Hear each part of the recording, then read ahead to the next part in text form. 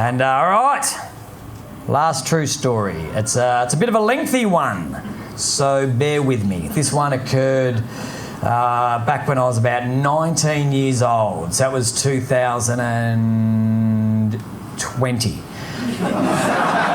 I was living in the country town of Wodonga at the time in a very small 2-bedroom house with my dad. I had a huge crush on the girl that worked behind the bar at my local pub.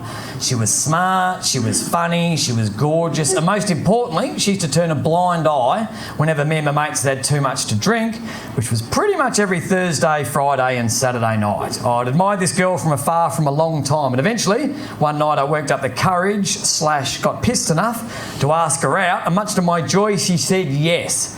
The following Wednesday night, we met at the best restaurant in town, which just so happened to be Wodonga's other pub.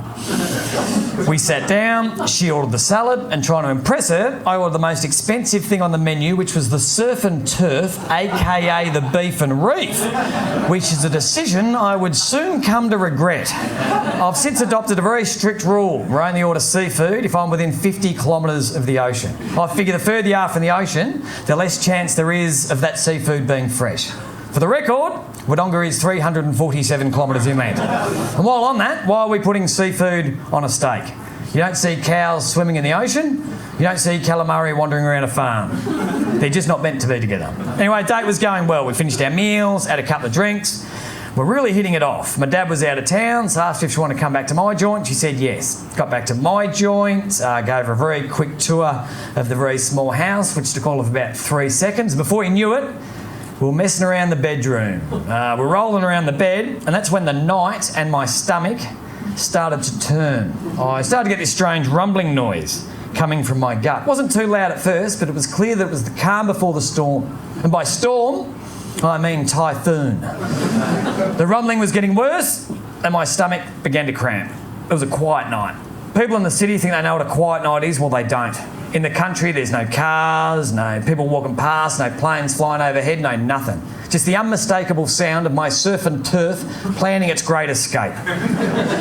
The cramps were getting worse. It soon became clear that if I didn't get to the toilet soon, I was going to shit the bed. And needless to say, that had put a real dampener on the night. No female after a first date has ever bragged to her friends, despite the fact that he shit himself, I had a great time. I think he could be the one.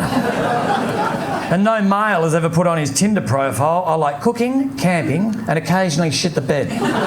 Anyway, so I told her I needed a quick piss, excused myself, and went to the toilet. Now let me explain the layout of the house. The head of the bed, where my date still lay, shared a wall with the house's only toilet. They backed right onto each other. So the only thing separating my date's head and my soon-to-be explosive ass was about 30 centimetres and a 10mm thick bit of plasterboard. She was definitely within earshot. I sat down and spread my legs as far apart as I could. My plan was to slowly release the gas in little bursts that hopefully wouldn't make too much noise. Kind of like when you're at a petrol station, pumping your tyres up using that automatic air compressor.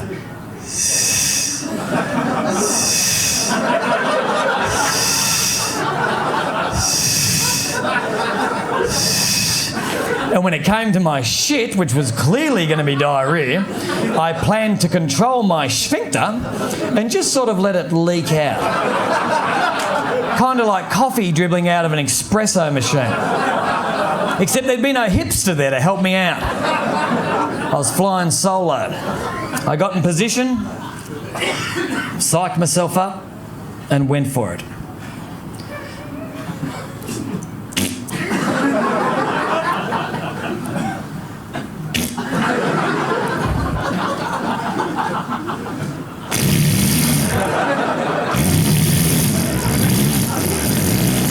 Remember, her head is just there.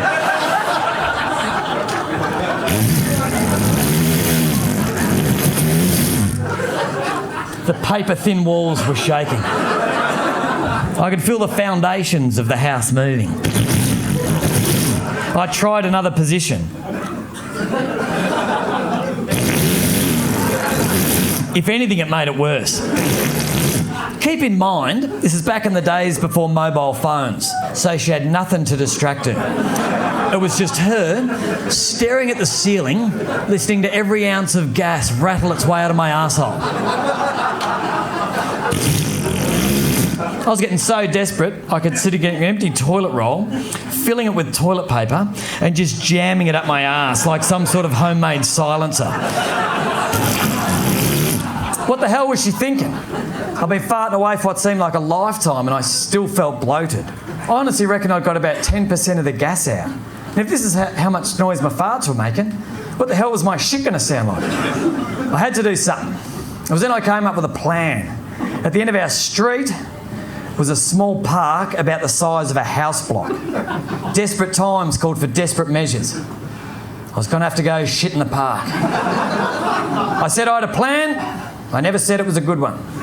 I slowly pulled my pants up, quietly opened the toilet door, tiptoed down the hallway, past my bedroom where the door was still slightly ajar. I quietly opened the front door and I ran into the night. My sphincter was working overtime as I farted my way down the street. The cramps were getting unbearable. Was I going to make it? I only got about a metre inside the park before I frantically pulled down my pants and exploded litres of diarrhoea onto the freshly manicured lawn. It was like some sort of shit-filled shotgun. The noise was unbelievable. It echoed through the mountains.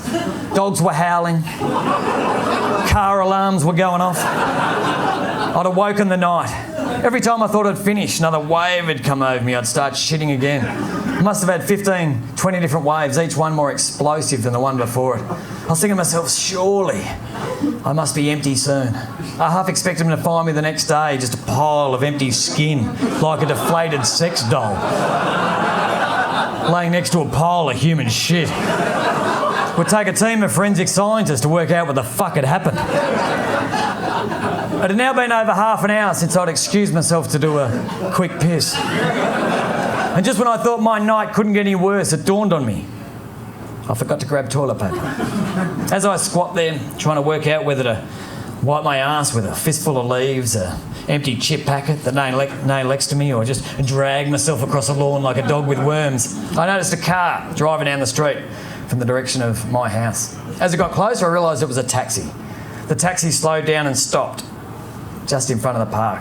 The back window came down and there, not even 10 metres away from me, was my date. We just stared into each other's eyes. She had this weird sort of half confused, half disgusted, half disappointed look on her face. And I realised that's three halves, but she had a lot to comprehend. We stared at each other for what seemed like a lifetime. Her sitting comfortably in the back seat of the taxi, me with my pants round my ankles hovering over a pile of mown shit. She'd seen me in some pretty bad states at the pub before, but this was a new low. I couldn't help but to feel we'd lost some of the chemistry we had early in the night. She must have been thinking, surely this isn't the same human being I was considering having sex with just an hour ago. Eventually, she indicated to the driver that she'd seen enough and wanted to leave. As her back window slowly went up, I knew I had to do something. I couldn't let it end like this, so I yelled out, "Jenny!" Which certainly didn't help the situation, because her name was Kate. I was clearly rattled. I then did something that I still think about to this day. I went...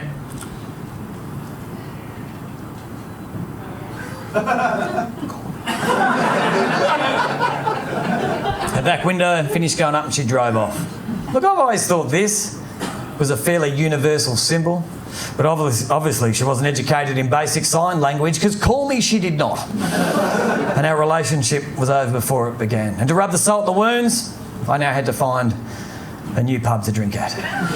Legend has it that if you ever find yourself in Wodonga on a quiet night and you listen careful enough, you can still hear the sounds of my shit echoing through the mountains. And I'm not sure how you guys feel about that story. I'm not sure how you feel about this show. But if you take one thing away from it, and thanks very much for coming out, it means a lot. If you take one thing away from this show tonight and that story, please take this. The next time you're at a pub or a restaurant and you sit down and start looking through the menu and you come across the surf and turf, aka the beef and reef, I guarantee you'll think of me shitting in a park. And for me, that made the whole horrible experience worthwhile. Thanks very much for coming to see my show, guys. Good luck. Good luck with the wedding.